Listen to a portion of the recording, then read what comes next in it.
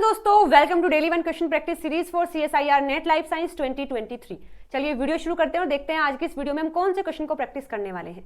तो देखिएगा आज की इस वीडियो में जो क्वेश्चन हमारे सामने है वो आया है यूनिट नंबर 10 यानी इकोलॉजी से। क्वेश्चन दिया हुआ है the table below show the bird species and their abundance in 3 habitat P, Q and R।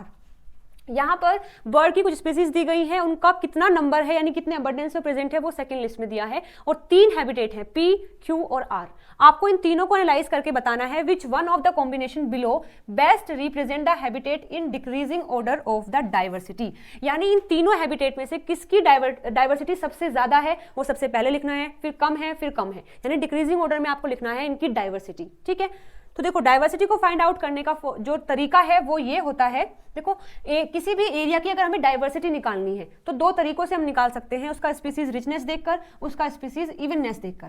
और कब हम कहेंगे कि वो एरिया की डाइवर्सिटी ज्यादा है, जब इन दोनों का ही वैल्यू क्या होगा, ज्यादा होगा। ठीक है, यानी both of this should be high for a large diversity. Diversity का मतलब तो आप जानते होंगे विविधता, यानी कि एक एरिया के अंदर कितने अलग अलग टाइप के स्पीसीज हैं, ये होता है उसका डाइवर्सिटी। ठीक है, तो निकालने का फॉर्मूला है स्पीसीज रिचनेस और स्पीसीज इवननेस। इन दोनों में क्या डिफरेंस है चलिए मैं बता देती हूँ।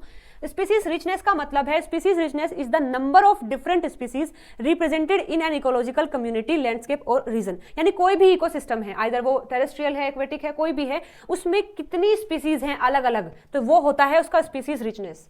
इसके बाद जो स्पीसीज इवननेस है उसका मतलब है कि जितने भी स्पीसीज हैं उनका नंबर कितना है, मतलब स्पीसीज ठीक है हमने माना 6 हैं, अब उन 6 स्पीसीज में से उनका अलग अलग नंबर कितना है। तो species evenness is a description of the distribution of abundance across the species in a community. Species evenness is highest when all species in a sample have the same abundance. यानी देखो इसमें ये लिखा है कि मानो आपके पास एक एरिया के अंदर 2 स्पीसीज हैं, स्पीसीज A और B। ठीक है, तो उसका रिचनेस तो क्या हो जाएगा 2, मतलब नंबर ऑफ स्पीसीज कितने हैं 2, तो रिचनेस क्या हो जाएगा 2 हो जाएगा।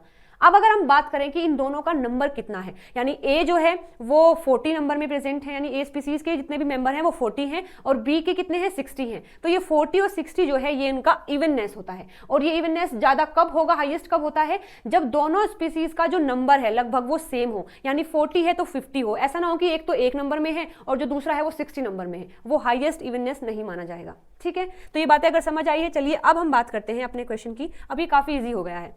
देखो यहाँ आपको 3 हैबिटेट दिए गए हैं, सबसे पहले हम इनका तीनों का बताएंगे जो स्पीसीज रिचनेस है। ठीक है, तो यहाँ पर 5 स्पीसीज है, यानी इसका रिचनेस कितना है 5 है, इसका कितना है 8 है और इसका कितना है 8 है।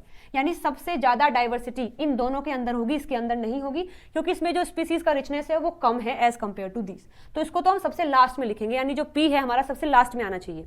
ठीक है, इसके बाद बात करते हैं Q की और R की, क्योंकि इन दोनों में जो स्पीसीज रिचनेस है वो सेम है। तो अब हम बात करेंगे अपने दूसरे फैक्टर की, दैट इज स्पीसीज इवननेस। ठीक है, क्योंकि स्पीसीज रिचनेस तो दोनों में ही सेम है। इवननेस का मतलब क्या, कितना अबंडेंस है। अब हाईएस्ट इवननेस कब होता है, जब सभी स्पीसीज के जितने भी मेंबर हैं वो लगभग सिमिलर हो। ठीक है, जैसे देखो 20 20 20 20 20 15 15 15, तो वेरिएशन ज्यादा नहीं है, लगभग सेम सा ही मेंबर है सभी के।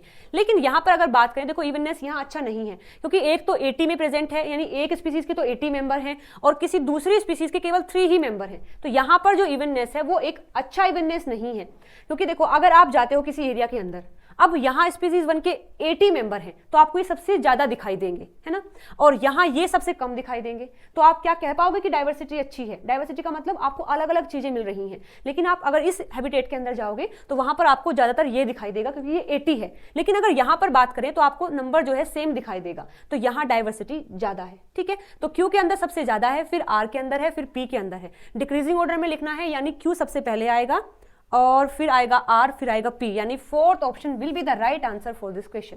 आई होप आपको क्वेश्चन समझ आया होगा। अभी भी अगर कोई डाउट है तो आप कमेंट करके मुझसे पूछ सकते हैं। मिलते हैं अगली वीडियो में नए टॉपिक के साथ में। Till then bye bye, take care.